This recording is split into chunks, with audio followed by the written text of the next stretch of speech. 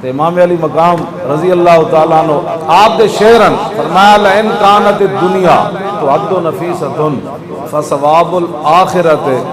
اغلا وابنن، آپ نے فرمایا اگر دنیا بڑی قیمتی ہے تو عد و نفیست، اگر بڑی قیمتی ہے نا، فرمایا آخرت دی تو کوئی قیمت ہی کوئی نہیں، آخرت تے بہت مہنگی ہے تے بہت بلند و بالا ہے۔ پھر اگے آپ نے جڑی گل کی نا وہ پھر عمل بھی کیتا، فرمایا لو کانت الابدان للموت انشئت، فرمایا اگر یہ بدن مرنے کے لیے ہی پیدا ہوئے ہیں فقتل سبیل اللہ بالسیف افضل، فرمایا اگر یہ واقع بدن جو ہے لو کانت الابدان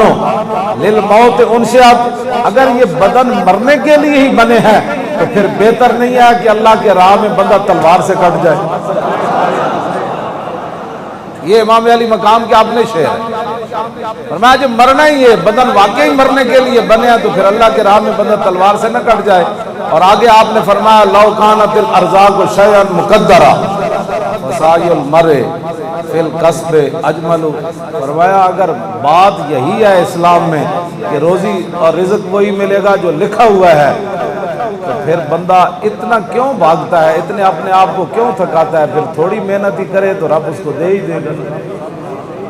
میرے آقا نے فرمایا نا ایک وقت آئے گا لوگ جھاڑی کھوتے دی طرح ہون گے تے راتی مردار دی طرح ہو جان گے۔ کنز المال کی حدیث موجود ہے۔ تو امام علی مقام فرماتے ہیں لو کانت الارزاق شیئا مقدرا، فرمایا اگر یہ بات طے شدہ ہے کہ روزی تو وہی ملنی ہے جو لکھی ہوئی ہے تو بندہ پھر تھوڑی کمائی کرے تو یہ زیادہ اچھی بات نہیں ہے۔ اگلی بات جو امام علی مقام نے فرمائی، فرمایا لو کانت المال للترک جمعت، فرمایا اگر مال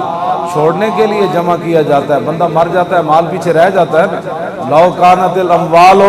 للترک جمعت فما بال متروک بہ المرء یبخل، فرمایا پھر بندہ جب مال جمع ہی اس لیے کرتا ہے کہ رہ جائے گا تو پھر خرچ کرنے میں بخل کیوں کرتا ہے؟